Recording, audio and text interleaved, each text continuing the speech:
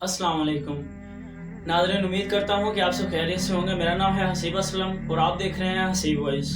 नाज़रीन, आज हम आपसे एक यहूदी के बेटे का आका करीम सल्लल्लाहु अलैहि वसल्लम से इश्क़ रसूल का ईमान अफरोज़ वाक़या शेयर करेंगे। सो काइंडली इस वीडियो को पूरा देखें, और अगर आप इस चैनल पर न्यू हैं तो पहले चैनल को सब्सक्राइब ज़रूर कर लें ताकि हमारी हर नई आने वाली वीडियोज़ का नोटिफिकेशन आपको मिलता रहे। नाज़रीन, एक मरतबा ये सीरत की किताबों में ये वाक़या दर्ज है, सुनन अबू दाऊद में भी ये वाक़या हमें मिलता है कि एक यहूदी ने अपने बेटे को बाज़ार से कुछ सामान लाने के लिए भेजा। यहूदी का बेटा जब बाज़ार में सामान लेने के लिए गया तो उसका गुज़र आका करीम सल्लल्लाहु अलैहि वसल्लम की महफिल के करीब से हुआ। यहूदी के बेटे की अचानक नज़र आका करीम सल्लल्लाहु अलैहि वसल्लम के वद्दुहा वाले चेहरे पर पड़ी तो उसकी आंखें वहीं जम गई। वो मुसलसल नबी करीम सल्लल्लाहु अलैहि वसल्लम के चेहरे मुबारक को देखने लगा और जाकर आका करीम सल्लल्लाहु अलैहि वसल्लम की पाक सोहबत में बैठ गया। अब उसे आका करीम सल्लल्लाहु अलैहि वसल्लम की महफिल में बैठे बहुत देर हो चुकी थी। उधर यहूदी अपने बेटे की फिक्र में परेशान हुए बैठा था और कभी घर के बाहर आता, कभी अंदर जाता और इस तराबी के आलम में बहुत ही परेशान था। वक्त गुजरता गया, घंटों गुजर गए, शाम की अजान हुई, लोगों ने नमाज भी पढ़ ली। तो यहूदी का बेटा जब घर गया तो उसका वालिद उससे गुस्से से पूछने लगा कि तुम कहाँ रह गए थे। तो वो कहने लगा कि मुझे खुद मालूम नहीं कि मैं कहाँ रह गया था। तो उस यहूदी ने कहा कि तुम्हें मैंने सामान लेने के लिए भेजा है, सामान कहाँ है। वो कहने लगा कि सामान तो मैं ले आया हूँ। यहूदी कहने लगा कि कहाँ है, मुझे दिखाओ तो सही। वो कहने लगा कि काश तुम्हारी देखने वाली आंखें होती तो मैं तुम्हें दिखाता कि मैं कौन सा सामान ले आया हूँ। खैर, यहूदी को बहुत गुस्सा आया, लेकिन उसने बात को रफा दफा किया और मामला ख़त्म हो गया।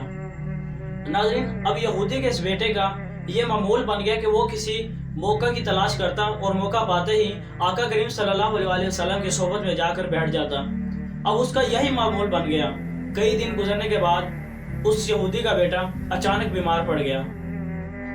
अब नौबत यहाँ तक आ गई कि वो इस हद तक बीमार हो गया कि उसके वालिद को यानी यहूदी को ये फिक्र लाहक होने लगी कि कहीं मेरा बेटा इंतकाल ही ना कर जाए। उस यहूदी ने अपने बेटे के मुंह के करीब जब अपना कान किया तो उसने गौर से सुना तो वो यहूदी का बेटा सिर्फ एक ही नाम पुकार रहा था और वो हमारे आका करीम सल्लल्लाहु अलैहि वसल्लम का इसमें गिरामी था।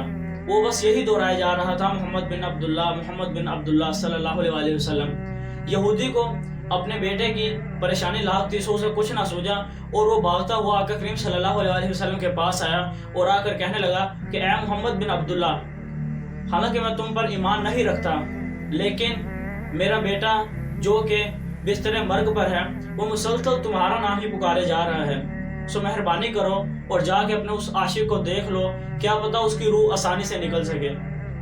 आका करीम सल्लल्लाहु अलैहि वसल्लम का भी यहाँ नाज़रीन इखलाक देखें। आका करीम ने ये नहीं फरमाया कि मैं नहीं जाता, तुम यहूदी हो, वो तुम्हारा बेटा, तुम जानो और तुम्हारा काम जाने। आका करीम सल्लल्लाहु अलैहि वसल्लम के जिनको अल्लाह ने रहमतुल लिल आलमीन बनाकर भेजा, उन्होंने अपना रुख अनवर अपने सहाबा की तरफ फेरा और फरमाया, ए अबू बकर, ए उमर, उस्मान, अली, ए बिलाल, उठो और चलो अपने आशिक के पास चलते हैं, उसे भी अपना दीदार करवाते हैं और उसका भी दीदार करते हैं। आका करीम सल्लल्लाहु अलैहि वसल्लम उसके घर तशरीफ़ ले गए। जब उसके बिस्तर मर्ग पर पहुँचे तो आका करीम सल्लल्लाहु अलैहि वसल्लम ने अपना दस्ते मुबारक उसकी जलती हुई पेशानी पर रखा तो जैसे उसका असर उसकी रूह तक पहुँच गया हो। पंजाबी के एक शायर ने क्या खूब ही जुमले लिखे हैं। वो कहता है, फड़ हाथ मरीजा मर्ज ना पूछ, ना अर्क पिला मैनू कुछ भी नहीं, ना कर बर्बाद दवाइयां नू, ना टीके ला मैनू कुछ भी नहीं। और मैं तो इश्क दे विच बीमार पिया, ना शोर मचा मैनू कुछ भी नहीं, जे तू पुछदा ही है हाल मेरा, मैनू यार मिला और कुछ भी नहीं। सो नाज़रीन, आका करीम सल्लल्लाहु अलैहि वसल्लम ने जब अपना दस्ते शफकत उसके पेशानी पर रखा तो उसके जिस्म में दोबारा जान आई। उसने अपनी आंखें खोली और नबी करीम सल्लल्लाहु अलैहि वसल्लम के वद्दुहा के चेहरे को देखने लगा। तो नबी करीम सल्लल्लाहु अलैहि वसल्लम ने फरमाया कि अब तुम कलमा पढ़ लो। वो यहूदी का बेटा अपने बाप की तरफ देखने लगा तो यहूदी कहने लगा कि अब मेरी तरफ ना देखो, जो मोहम्मद बिन अब्दुल्ला कहते हैं वैसा ही करो। तो वो उस यहूदी का बेटा कहने लगा कि ए मेरे आका, میرے नामा माल में तो कोई नेकियां नहीं। आका करीम ने फरमाया तुम ये बात छोड़ो और बस तुम कलमा पढ़ो, फिर मैं जानूं और मेरा अल्लाह जाने, मैं तुम्हें जन्नत में पहुंचाऊंगा। तो नाज़रीन, जैसे ही उसने कलमा पढ़ा, अभी कलमे का जिस्म के अंदर दाखिल होना था कि उसकी रूह परवाज कर गई।